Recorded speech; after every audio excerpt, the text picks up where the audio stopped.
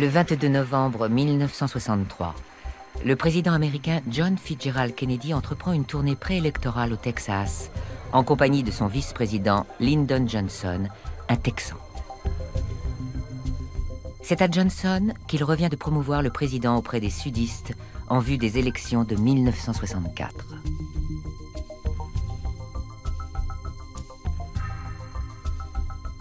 Johnson était de bonne humeur. Les démonstrations d'hostilité qu'il craignait n'ont pas eu lieu. Au contraire, le président reçoit un accueil triomphal.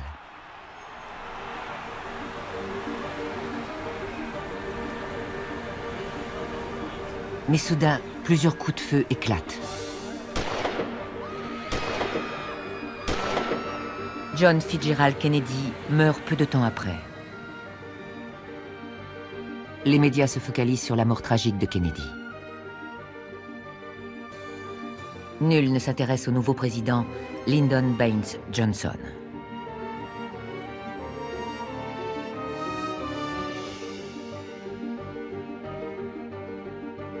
Depuis 3 ans, Johnson a rarement été au premier plan.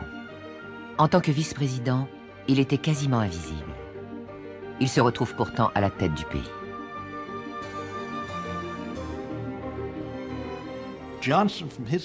Johnson prend immédiatement les commandes. Il était comme ça, c'était quelqu'un qui prenait les choses en main. Dès les premiers jours, alors que le pays est sous le choc, Johnson profite de la situation pour faire avancer le programme de réforme initié par Kennedy.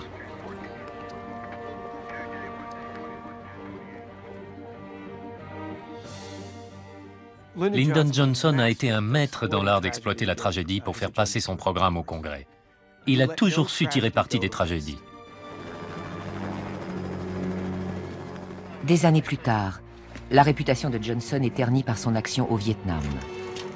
Cette dernière fait oublier ses réussites considérables en matière de politique intérieure. Sans la mort prématurée de Kennedy et la transition menée d'une main de maître par Johnson, la réforme sociale initiée par Kennedy n'aurait peut-être pas été menée à terme.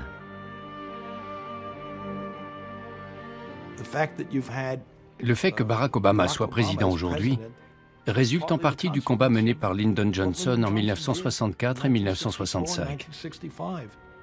Il serait juste de réévaluer l'héritage laissé par Johnson.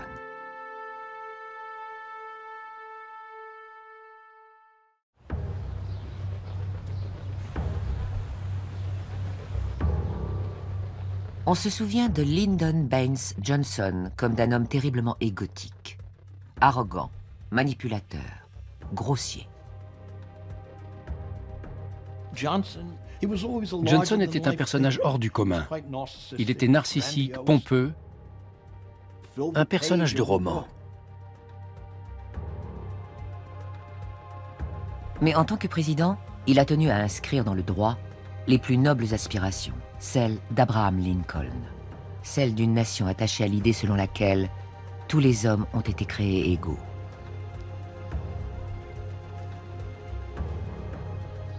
Pourtant, avant l'assassinat de Kennedy, Lyndon Johnson a l'impression d'être un homme fini.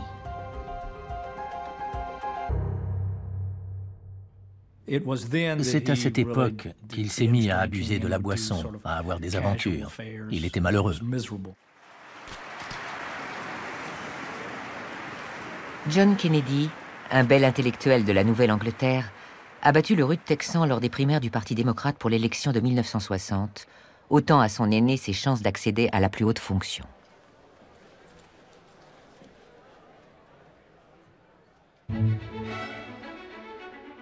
À la surprise générale, Johnson accepte la proposition de Kennedy de le nommer vice-président. Kennedy pense obtenir les voix des démocrates conservateurs du Sud grâce à son colistier.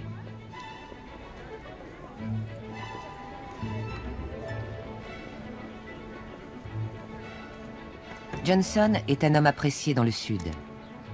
Sénateur du Texas, il a été pendant les 6 années précédentes chef de la majorité au Sénat, où les démocrates sont majoritaires.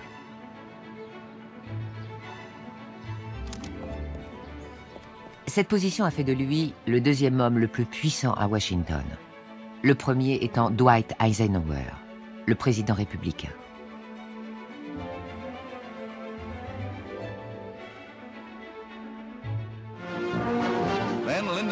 Johnson is sworn in as Vice President by fellow Texan, Speaker of the House Sam Rayburn.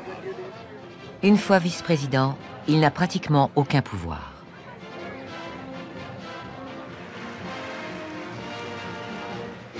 Johnson est allé voir Kennedy et lui a remis un papier où il exposait tout cela en pressant Kennedy de lui donner une certaine autorité, un certain pouvoir. Quand Johnson a quitté son bureau, Kennedy a éclaté de rire et a glissé ce papier dans un tiroir. Il était le plus jeune président des États-Unis et ne voulait pas qu'on imagine que Johnson puisse avoir de l'ascendant sur lui.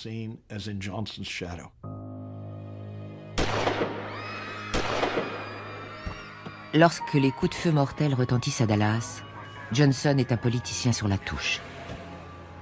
Soudain, son destin bascule. Dès l'annonce de la mort de Kennedy, Johnson prend la situation en main et assume le rôle qu'il a ambitionné toute sa vie.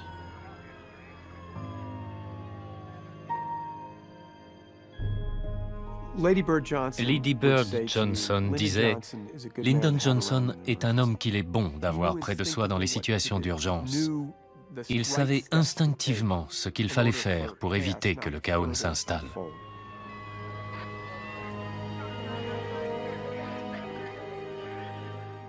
On conseille au nouveau président de quitter Dallas au plus vite, mais il n'en fait rien.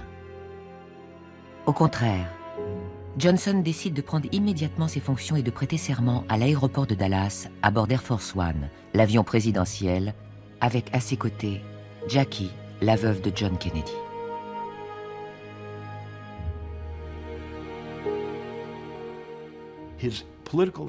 Son instinct politique lui disait que la présence de Jacqueline Kennedy à ses côtés lui conférerait davantage de légitimité au moment où il prêterait serment. L'avion présidentiel quitte finalement Dallas pour Washington. 2 heures plus tard, il atterrit à la base militaire d'Andrews, où l'attend Robert Kennedy, le frère du président défunt.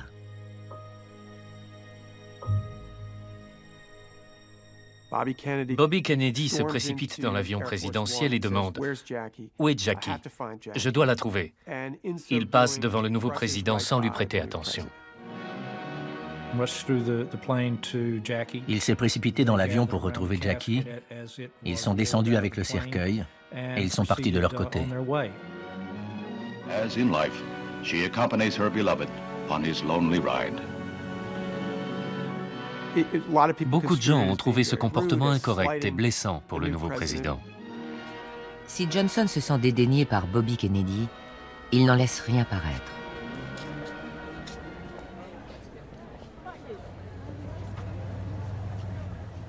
Tandis que les médias du monde entier rendent hommage au président assassiné, Johnson se met au travail. Sa première tâche est de s'assurer le soutien de l'équipe de Kennedy et des membres du gouvernement. Le secrétaire à la Défense, Robert McNamara, le ministre des Affaires étrangères, Dean Rusk, l'assistant spécial de Kennedy, Larry O'Brien, et enfin le ministre de la Justice, Bobby Kennedy. Johnson sent que ces hommes n'ont que du mépris pour lui. Pour eux, il est un bouffon, un pecno, un sudiste arriéré. Il est évident qu'ils le sous-estiment. Il était un excellent politicien. Johnson souffre de leur sarcasme. Leurs manières et leurs propos brillants mettent en lumière ses origines modestes. Il ne fait pas partie de l'élite issue des grandes universités américaines. Pourtant, Johnson est fier de son héritage.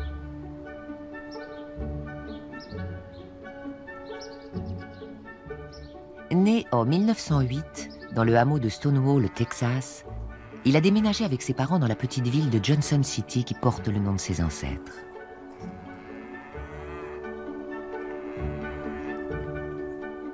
Il venait d'une longue lignée de sudistes et de texans influents qui avaient le sentiment de faire partie d'une élite, d'une sorte de haute société du Sud.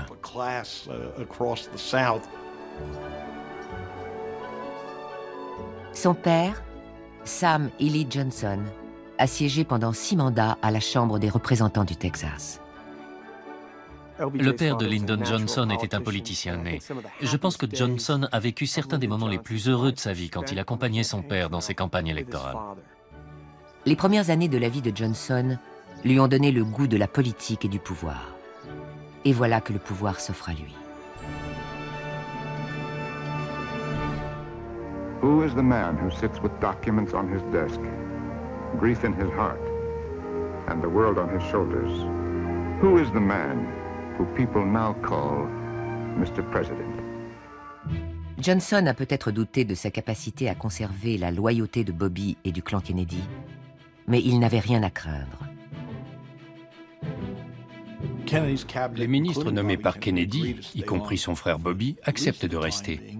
Au moins pour le moment, parce qu'ils savent que c'est crucial pour le pays. Il m'a dit, « Je sais que Kennedy avait besoin de toi, mais moi j'ai encore plus besoin de toi, tu le sais. » Quand le président des États-Unis m'a regardé dans les yeux et m'a dit qu'il avait plus besoin de moi que Kennedy, je l'ai cru. Je n'allais pas lui dire « Désolé, j'ai autre chose à faire ». Je suis resté. Au cours de ses premiers jours à la tête de l'État, Johnson se prépare à prononcer sa première allocution devant le Congrès, spécialement réuni à la suite de l'assassinat de l'ancien président.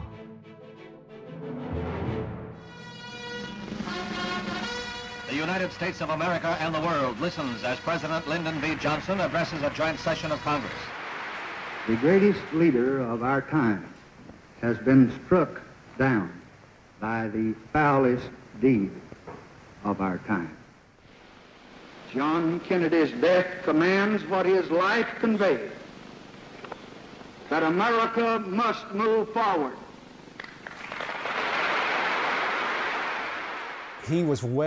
Il était tout à fait conscient d'être président par accident et de ne pas avoir été élu. Dans l'intérêt du pays et de son propre avenir politique, il allait devoir mettre l'accent sur la continuité et se montrer l'héritier fidèle du président disparu. Johnson doit faire voter les réformes sociales voulues par Kennedy. Mais les projets de loi que l'ancien président a envoyés au Capitole, siège du Congrès, n'ont toujours pas été examinés.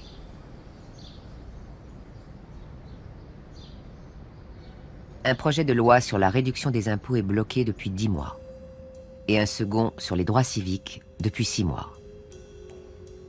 Tous deux sont victimes des manœuvres d'obstruction orchestrées par une coalition de démocrates et de républicains du Sud.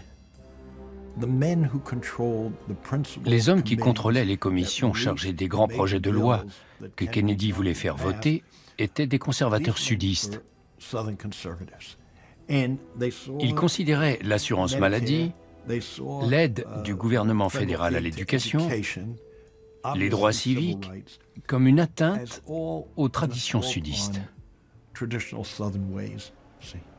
Toutes ces lois pouvaient obliger le Sud à appliquer une certaine déségrégation raciale. Mais Johnson a été chef de la majorité au Sénat.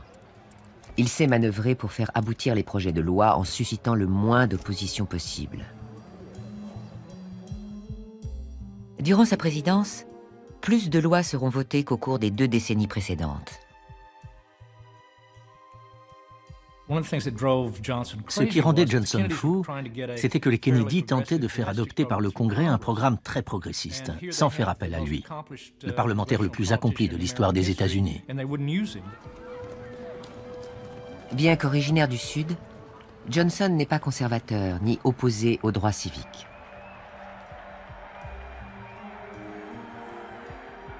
En tant que chef de la majorité au Sénat, il a déjà fait passer 2 textes de loi sur les droits civiques. En 1957, Johnson fait adopter une loi sur les droits civiques plus symbolique que substantielle. En 1960, une loi sur le logement est elle aussi adoptée. Ce ne sont que des préludes, mais ils sont importants pour la suite. Johnson ressent de la compassion pour les laissés pour compte. L'injustice le révolte.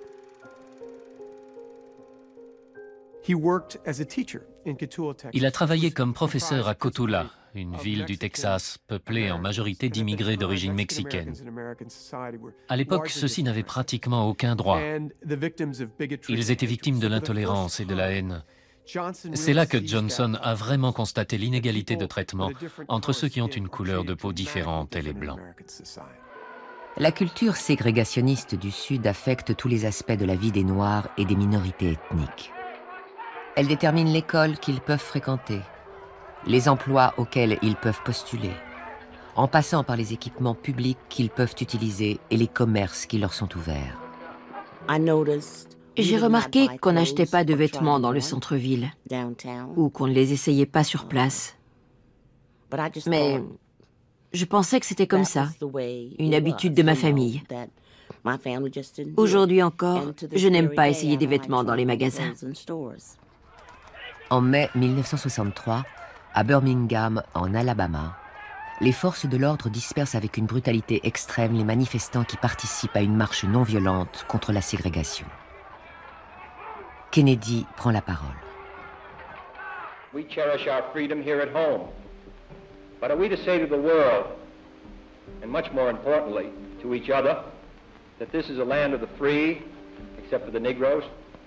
That we have no second-class citizens, except Negroes? L'administration Kennedy rechignait à présenter un projet de loi sur les droits civiques. Mais les événements en Alabama contraignent Kennedy à accélérer les choses.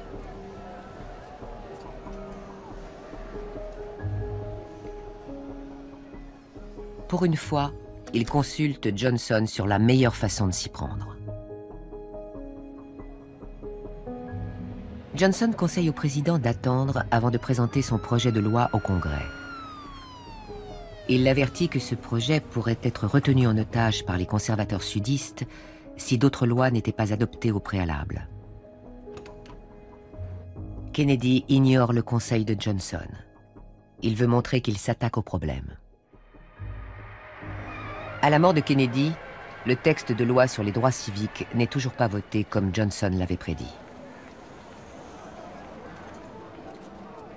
Le principal obstacle qui bloque son examen par le Congrès est le projet de loi de Kennedy sur la réduction des impôts. On craignait que la baisse des impôts augmente le déficit budgétaire. Mais la priorité de Johnson et du Parti démocrate était de développer l'économie et de créer des emplois, plutôt que de limiter les déficits. Le vote du projet de loi sur la baisse des impôts et le vote du budget du gouvernement fédéral sont étroitement dépendants. Tous deux sont bloqués à la commission des finances du Sénat, présidée par le sénateur démocrate sudiste Harry Byrd.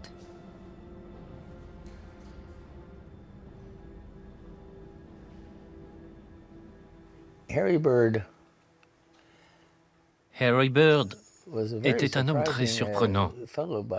Il avait une drôle d'allure. Il n'avait l'air ni d'un politicard, ni d'un patron. Il ressemblait plutôt à un vieux paysan. Byrd tient à ce que le budget du gouvernement fédéral ne dépasse pas 100 milliards de dollars. Sans cela, il ne laissera pas le projet de loi sur la réduction des impôts être débattu au Sénat. Johnson lance alors un appel au ministère pour qu'ils limitent leurs dépenses afin de contribuer à réduire le budget. Johnson sait qu'il peut aussi exploiter sa relation amicale avec Byrd pour en faire son allié. Il savait sur quelle corde jouer avec ses sénateurs. Et s'il leur octroyait ce qu'ils demandaient, il serait obligé de lui renvoyer l'ascenseur. Il les a convoqués. Il leur a téléphoné. On a l'enregistrement de conversations téléphoniques. I'm going to try to stop and arrest the spending and try to be as frugal as I can make them be. And you're my inspiration for doing it. Good start. And I want to work with you, and I want you to advise me, and I want you to have your men talk to me. Byrd renvoie l'ascenseur. Tandis que le budget du gouvernement est revu à la baisse, la commission qu'il dirige accélère la rédaction des amendements au projet de loi sur la réduction des impôts. Le texte de loi est présenté fin janvier 1964. You're a gentleman and a scholar and a producer, and I love you. Yeah, we only had one vote. We got by. Well, I know it. That Harry Byrd, though, he can do anything. le projet de loi sur la réduction des impôts est adopté par le Sénat 2 semaines plus tard, le 7 février. The presidential signature makes the $11.5 billion tax cut a reality. En un peu moins de 2 mois, Johnson a réussi là où Kennedy avait échoué. Il a neutralisé la faction conservatrice du Congrès, signé la loi sur la réduction des impôts et préparé le terrain au projet de loi sur les droits civiques. Johnson et ses conseillers n'ont pas cessé de dire que la baisse des taxes allait générer une telle activité économique que l'assiette fiscale augmenterait et que le budget serait excédentaire. Cela s'est avéré exact. Les 2 premiers mois de Johnson à la tête de l'État sont également chargés sur le plan international. En décembre, Johnson retourne dans son ranch du Texas pour les fêtes de Noël. Il se prépare à recevoir la première visite d'un chef d'État étranger. Holiday time at the Johnsons. Le chancelier ouest-allemand Ludwig Erhard doit arriver le 28 décembre. Johnson sait que cette visite sera suivie avec attention dans les 2 pays, en particulier en Allemagne de l'Ouest, où Johnson est très apprécié.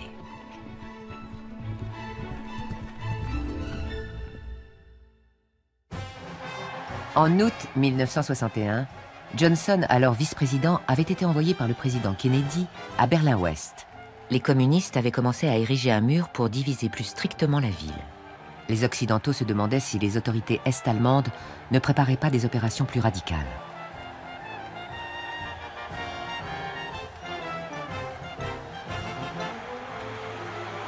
Kennedy avait ordonné d'envoyer à Berlin-Ouest 1500 soldats américains stationnés en Allemagne de l'Ouest. Il voulait que Johnson fasse une apparition publique dans la ville pour bien montrer aux Soviétiques que Berlin était sous la protection suprême des États-Unis.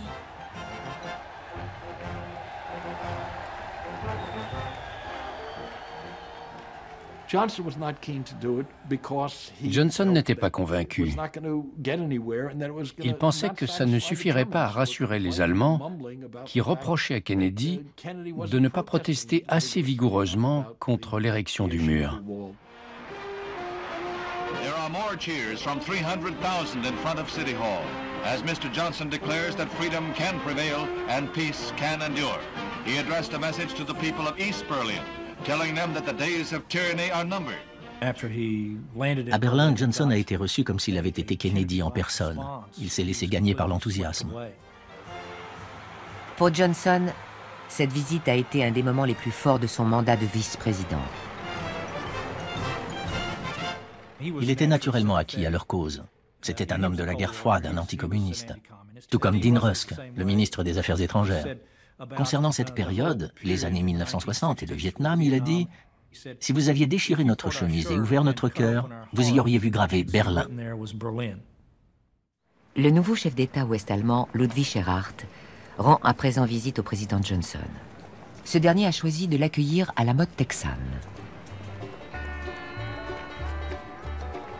For official business, there's a taste of Texas hospitality at the school gym in nearby Stonewall.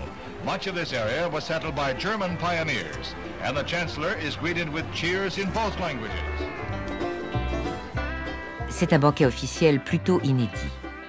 Les 2 chefs d'État, leurs ministres et leurs équipes croquent à belles dents dans des travers de porc et boivent de la bière dans des gobelets en carton.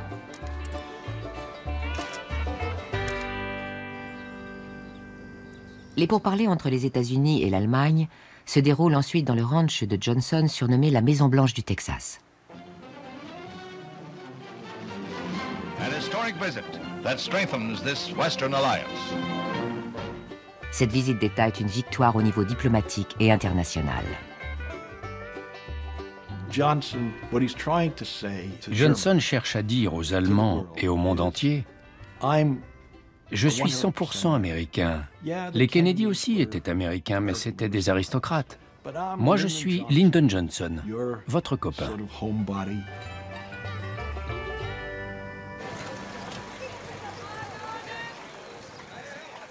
De retour à Washington, Johnson voit sa cote de popularité grimper. 79% des Américains approuvent sa politique.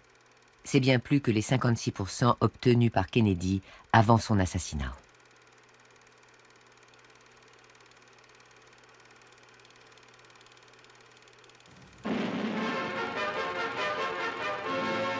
S'étant engagé à poursuivre la politique de Kennedy, Johnson souhaite aller plus loin. Le 8 janvier 1964, 47 jours à peine après sa prise de fonction, Johnson expose son programme dans son premier discours sur l'état de l'Union. The president receives a warm welcome from his former colleagues and from the packed galleries. On domestic issues, he called anew for civil rights and a forthright attack on unemployment. Jusqu'ici, c'est du Kennedy. Mais ensuite, Johnson lance le mot d'ordre qui va marquer de son sceau sa présidence. And this administration today, here and now, declares unconditional war on poverty in America.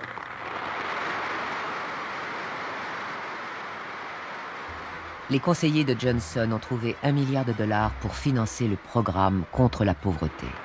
And I urge this Congress and all Americans to join with me in that effort.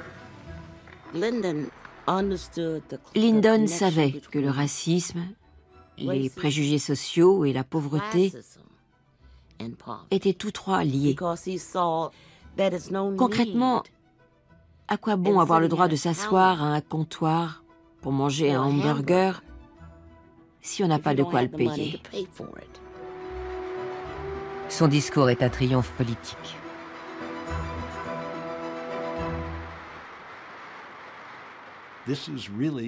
Ce discours est très révélateur. Johnson est un libéral. Il est un progressiste. Il va mener à terme un programme que Kennedy ne pensait mettre en œuvre que s'il était réélu. Johnson, lui, n'attend pas, il le fait tout de suite. Johnson veut que le programme de sa réforme libérale puisse se résumer en une formule, comme le New Deal du président Roosevelt. 4 mois plus tard, il profite d'une allocution à l'Université du Michigan pour présenter son nouveau slogan.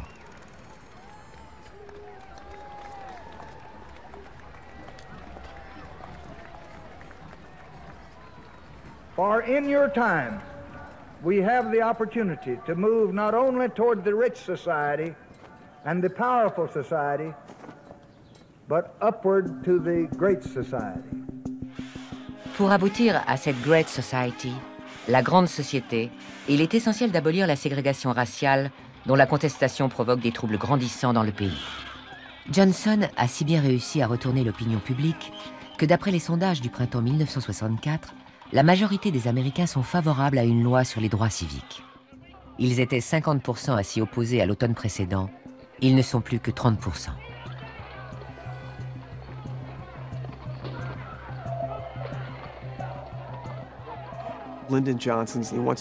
Lyndon Johnson veut agir tout de suite. Aux législateurs qui s'opposeraient à cette loi, il peut rétorquer « C'est ce que votre président assassiné voulait. C'était la volonté de Kennedy. » Le projet de loi est présenté au Sénat fin février 1964, après avoir été entériné par la Chambre des représentants.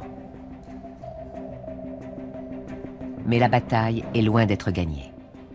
Johnson sait que les sénateurs conservateurs opposés aux droits civiques feront tout ce qui est en leur pouvoir pour empêcher la loi de passer. But we are not yet ready to surrender in our opposition to this bill, which we feel is a perversion of the American way of life and a great blow at the right of dominion over private property that has been the genesis of our greatness. Tout d'abord, Johnson doit affronter l'opposition de sénateurs sudistes de son propre parti, dont son vieil ami et mentor, Richard Russell, sénateur de Géorgie. Il le fait venir au bureau ovale et lui dit « Dick, je vais faire passer la loi sur les droits civiques. Je sais que tu t'y opposes et je vais être obligé de te passer sur le corps. » Russell lui répond « Je crois que tu parviendras à la faire voter, contrairement à Kennedy. Mais je t'avertis que si tu y parviens, tu risques de perdre les voix des sudistes de ton parti et les élections de 1964. » Et Johnson réplique « Dick, si c'est le prix à payer pour cette loi, je le paierai avec joie. » Il a fait preuve d'un courage politique remarquable. Johnson dit en effet à Russell et à ses camarades sudistes « Votre temps est révolu ». Il savait comment leur parler. Il avait le droit pour lui et ils en étaient conscients. Cherchant des soutiens de tous côtés, Johnson se tourne vers le chef de la minorité républicaine au Sénat, le sénateur de l'Illinois, Everett Dirksen, l'homme le mieux placé pour inciter d'autres sénateurs républicains à accepter le projet de loi.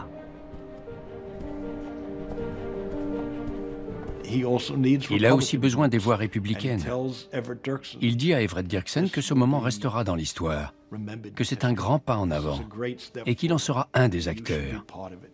C'est très flatteur pour ces gens-là. Ils ont eux aussi un ego démesuré.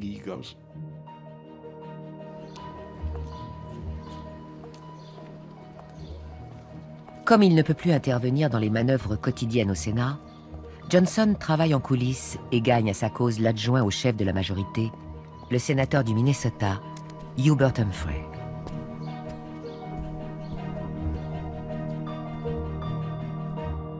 Johnson charge Humphrey de faire pression sur Dirksen. Votre mission, c'est Dirksen. Vous le suivez, vous vous faites bien voir de lui, vous lui léchez le cul devant le Capitole s'il le faut, mais vous ne le lâchez pas jusqu'à ce qu'on ait la garantie qu'il défendra ce projet de loi. Johnson appelle également à la rescousse des leaders du mouvement pour les droits civiques afin qu'ils fassent eux aussi pression sur les sénateurs. Des militants des droits civiques sont venus le voir. Il m'a dit « Demande à Larry O'Brien de venir avec son comptage des voix ». Larry est arrivé et leur a dit « Le vote sera très serré, on a besoin de votre aide ». Johnson lui a demandé « Quelle est la première personne sur laquelle on peut faire pression ?» Larry a donné le nom d'un sénateur. « Lequel d'entre vous peut s'en charger ?» Incroyable mais vrai, ils sont sortis de là transformés en lobbyistes pour Johnson au Congrès. Mais les sénateurs continuent à retarder le vote du projet de loi. Hubert Humphrey trouve alors un moyen pour que Dirksen sauve la face tout en faisant passer le projet de loi. Il accepte quelques amendements mineurs. En contrepartie, Dirksen accepte de soutenir le projet.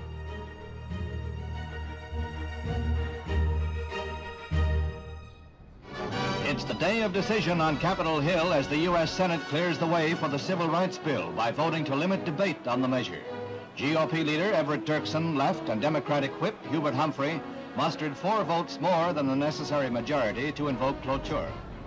Enfin, le 10 juin, le Sénat vote en faveur du projet de loi. Congress passes the most sweeping civil rights bill ever to be written into the law. Le soir du 2 juillet 1964, lors d'une cérémonie télévisée assez sobre tournée à la Maison-Blanche, Johnson signe enfin le Civil Rights Act.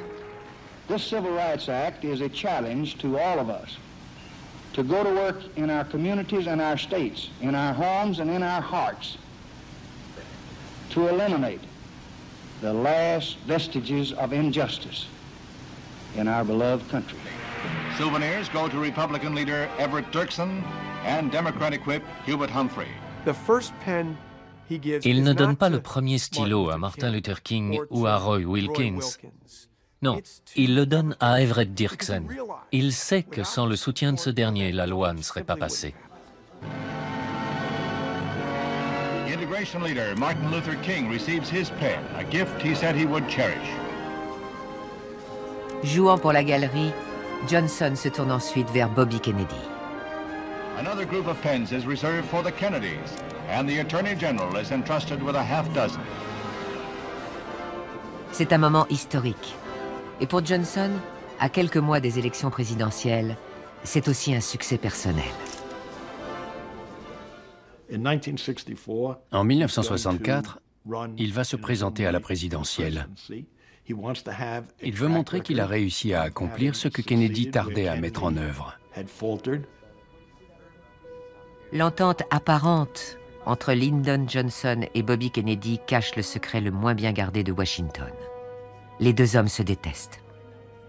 Il lui était presque impossible de digérer le fait que ce plouc de Texan, ce vieux paysan, ce rustre, soit assis sur le fauteuil où son frère s'était assis. Johnson craint que l'héritier du trône des Kennedy lui fasse sérieusement concurrence aux primaires du Parti démocrate. Je pense que Johnson avait peur que tout le monde tienne à faire élire Bobby. À mon avis, sa peur n'était pas justifiée. Mais en tout cas, voilà ce qu'il craignait. Quelles qu'aient été ses craintes, le bilan de ses premiers mois à la tête du pays garantit à Johnson sa place de candidat démocrate à la présidence. Le principal souci de Johnson est le choix de son colistier. Comment faire pour écarter Bobby Kennedy?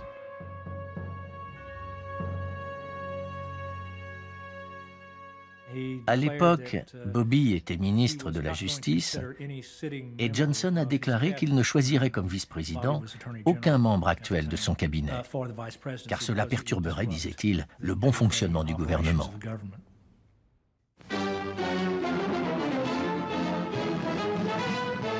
The finger of destiny fixed on Atlantic City points at Senator Hubert Humphrey as he is called from the Democratic Convention to the White House for a conference with the President. Johnson choisit Hubert Humphrey, l'homme qui l'a aidé à obtenir le vote de la loi sur les droits civiques au Sénat.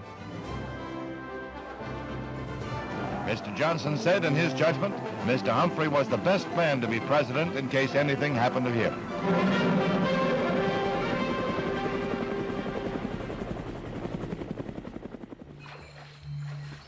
L'autre sujet épineux pour Johnson en période préélectorale, c'est la situation au Vietnam.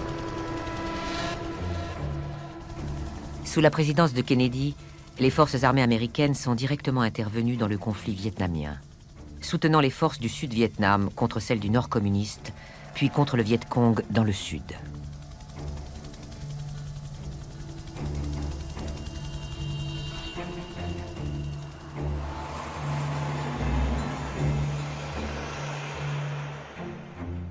Johnson espérait laisser le Vietnam à l'arrière-plan. Mais les événements d'août 1964 le forcent à prendre position.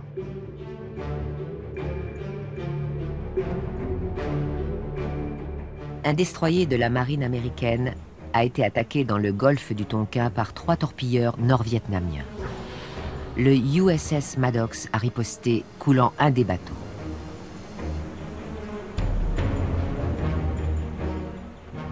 À Washington, les conseillers de Johnson, dont les ministres Robert McNamara et Dean Rusk, demandent au président de se montrer ferme. C'est ce qu'il fait. Warplanes from 2 carriers, the Ticonderoga and the Constellation, avenged the unwarranted red assault with 64 sorties to North Vietnam PT bases. Avec seulement 2 voix contre, le Congrès accorde à Johnson son soutien total pour riposter aux actes d'agression du Nord-Vietnam.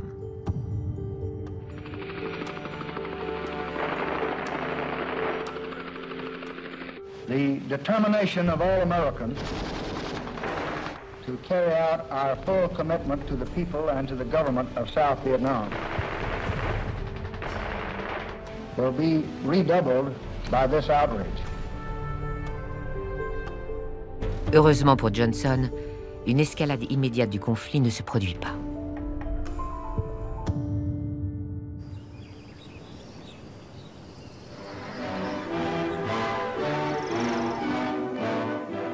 Back at the ranch, the LBJ ranch that is, President Johnson is able to steal a few hours of relaxation. En septembre, le gouvernement de Johnson recueille 69% d'opinion favorable. Les sondages le donnent largement gagnant aux élections de novembre. Il est vrai que l'opposition est faible. Barry Goldwater, le candidat républicain, est susceptible d'adopter des positions radicales en matière de politique intérieure comme de politique étrangère.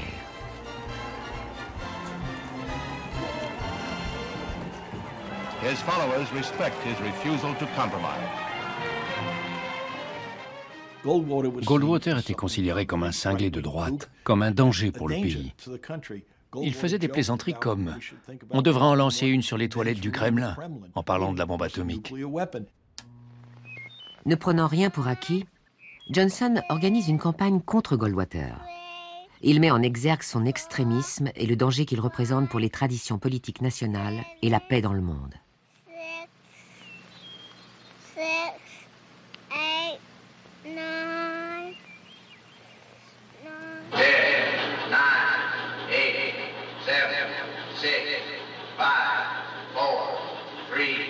2, 1. Daryl, we must either love each other or we must die. Vote for President Johnson on November 3rd. The stakes are too high for you to stay home. Johnson n'avait pas à craindre une victoire de Goldwater. And an overwhelming mandate is handed to Lyndon Baines Johnson, who becomes 36th President of the United States. The man who was thrust into office through the hand of tragedy captures an overwhelming percentage of the popular vote, more than 61%. Désormais élu, Johnson peut agir en son nom propre. Au cours de sa première année à la présidence, Johnson évoque constamment John Kennedy, le martyr. Dès lors qu'il est élu sur son nom propre, si vous relisez ses discours, vous constatez que le nom de Kennedy disparaît peu à peu. Et il n'y a plus de Kennedy au sein du gouvernement. En septembre, Bobby Kennedy a démissionné de son poste de ministre de la Justice. En novembre, il a été élu sénateur de New York.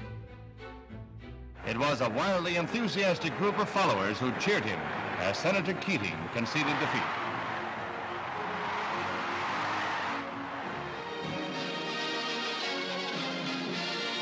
Now this is President Johnson's hour.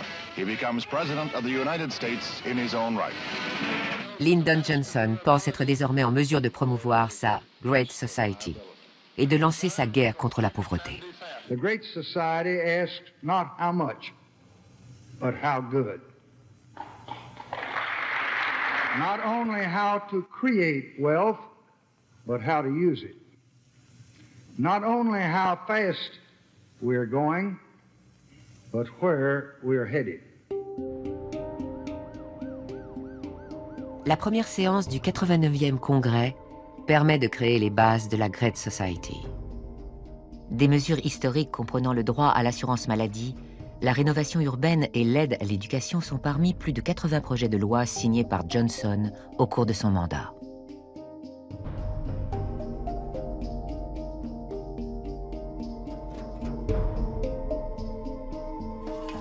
Un autre point clé du programme de la Great Society est le projet de loi sur le droit de vote. La loi sur les droits civiques de 1964 visait à mettre fin à la ségrégation, mais n'allait pas jusqu'à garantir le droit de vote aux Noirs américains. De nombreux États du Sud ont trouvé un biais pour empêcher les Noirs de voter, en instaurant une taxe pour accéder aux urnes et des tests d'alphabétisation.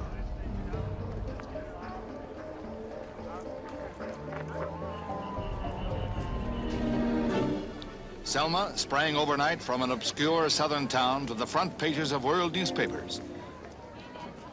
Début 1965, Selma, en Alabama, est le point de départ de marches non violentes conduites par Martin Luther King pour le droit de vote. When one group set out to march to the Capitol at Montgomery, the procession was broken up violently by state troopers and sheriff's deputies. La violence des forces de l'ordre suscite l'indignation générale. Johnson n'hésite pas à exploiter cette nouvelle tragédie nationale. Johnson voit dans ces événements l'occasion de faire passer son programme. La nation prend conscience du racisme qui sévit dans le Sud profond et de l'oppression que subissent les gens de couleur. Johnson envoie rapidement un projet de loi au Capitole. Pour accroître la pression, il décide de s'adresser au Congrès, ce qu'il fait le 15 mars.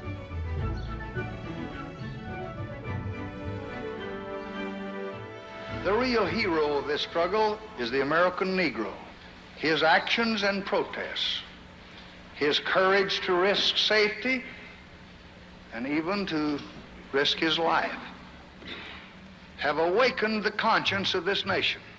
Quand on l'a entendu dire « nous », And we shall overcome.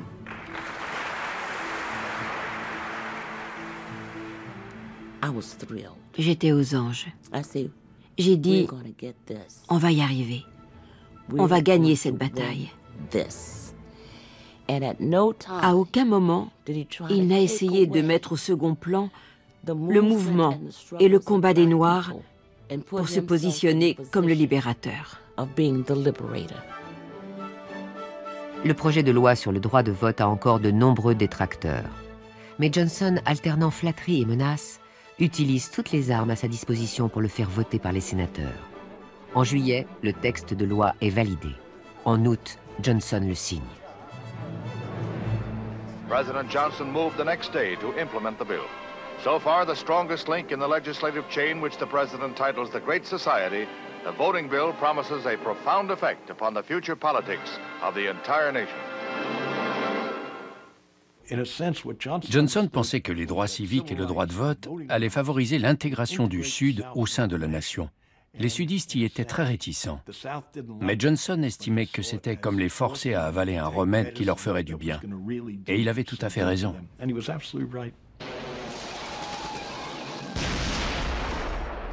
Mais l'année 1965 voit aussi surgir le problème qui va marquer la présidence de Johnson, la guerre du Vietnam.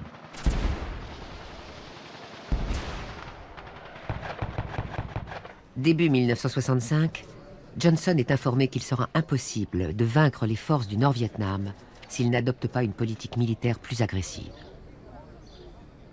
Johnson acquiesce et autorise une campagne de bombardement aérien intensif, l'opération Rolling Thunder.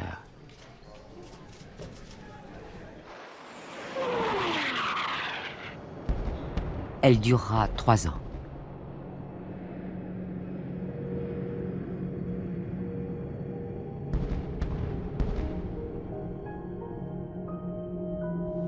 Increasingly now, Americans are functioning directly in the fight for freedom in this far, foreign corner of the earth.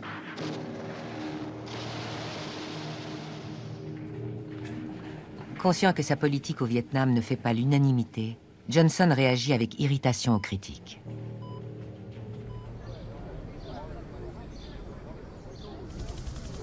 En avril 1965, le Premier ministre canadien Lester Pearson, lors d'une visite aux États-Unis, clame son opposition au bombardement américain. Johnson est furieux. Johnson répond très fermement à Pearson en lui disant « Ne venez pas chez moi pour pisser sur mon tapis ».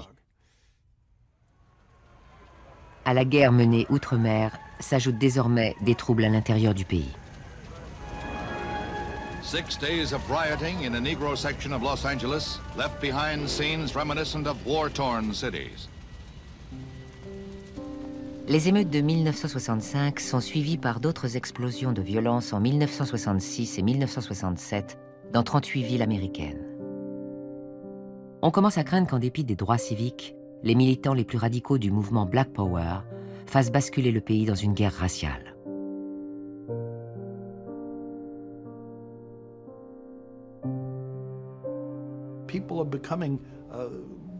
Les gens commencent à penser que c'est Johnson qui a déclenché cette révolution et qu'ils en paient le prix. À l'aube de 1968, le rêve d'une Great Society, formulé par Johnson, semble réduit à néant.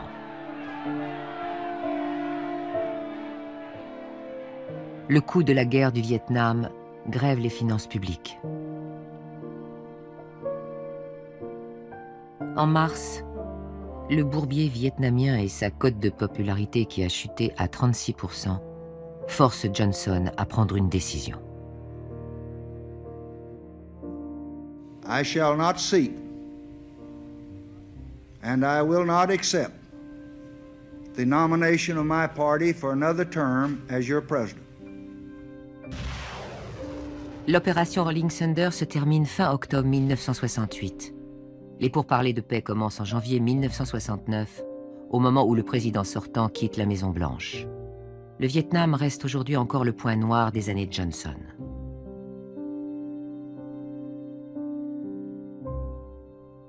Il y a eu récemment un sondage où l'on demandait aux Américains d'évaluer les 9 derniers présidents, de John Kennedy à George W. Bush.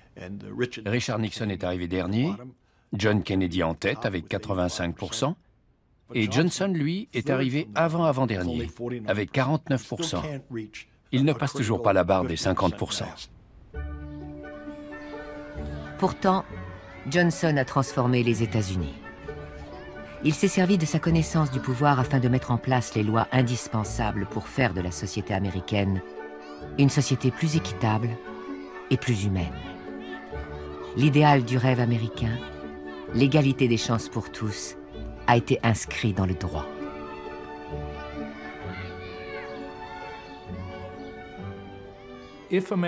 Si on parle de la classe moyenne, pour ce qui est de l'éducation, du régime de santé et du pouvoir d'achat, je pense que 1965 a été l'année la plus importante de l'histoire du XXe siècle américain.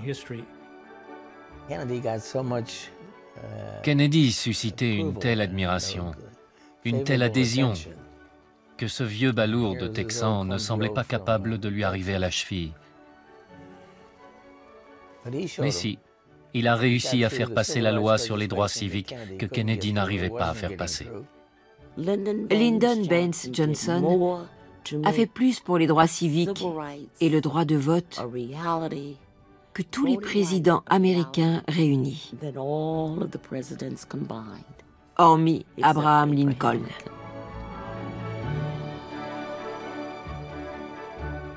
Sans les lois sur les droits civiques de 1964 et de 1965, nous n'aurions peut-être pas encore élu un président noir. On ne l'oubliera pas. On se souviendra de lui comme un des présidents exceptionnels du XXe siècle. J'espère que le grand public saura mieux reconnaître l'importance extraordinaire de ce président qui a façonné les États-Unis d'aujourd'hui.